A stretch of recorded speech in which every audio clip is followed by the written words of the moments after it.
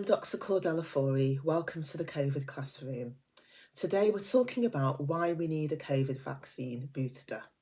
But before we get into a booster, just a reminder that the first and second doses of the vaccine, or the first two jabs that form that primary course or initial course, are still really, really important.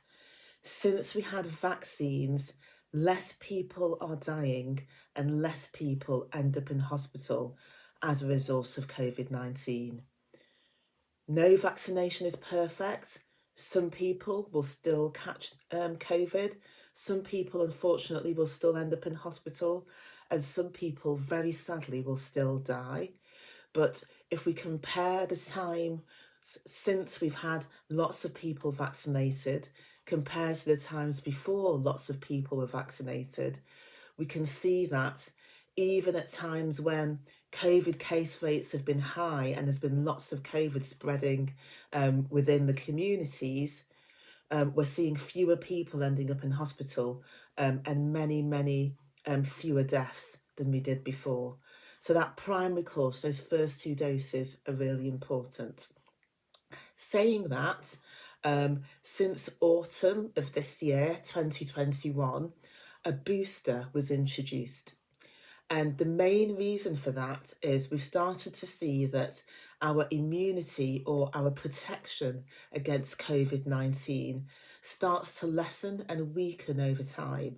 So the antibodies in our system that we get from having the vaccine start to get less over a period of time.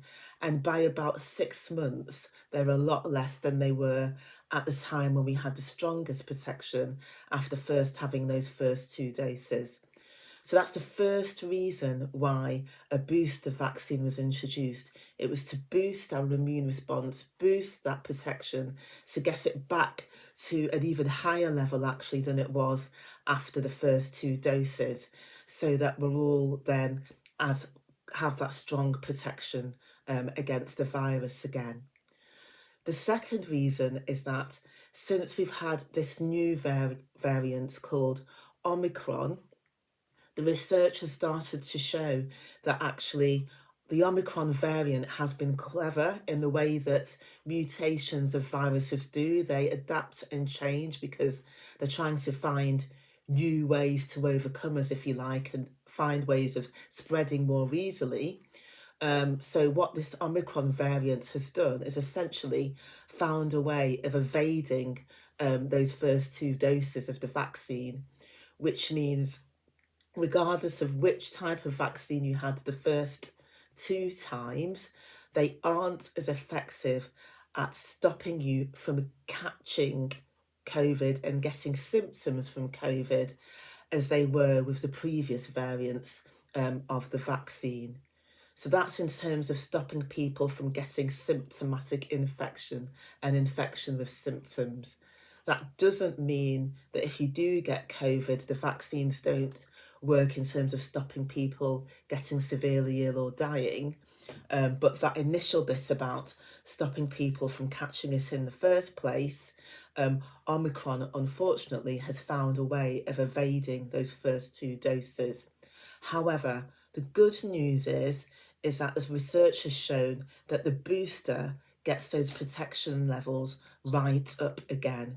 So actually, the boosters work against Omicron in terms of preventing people from catching it and getting symptoms from it. As I said, no vaccine, all of the vaccines that we used before we had coronavirus, no vaccine is 100% effective.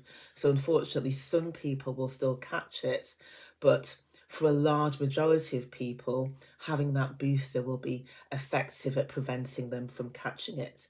So that's the second reason why that booster dose has become even more important.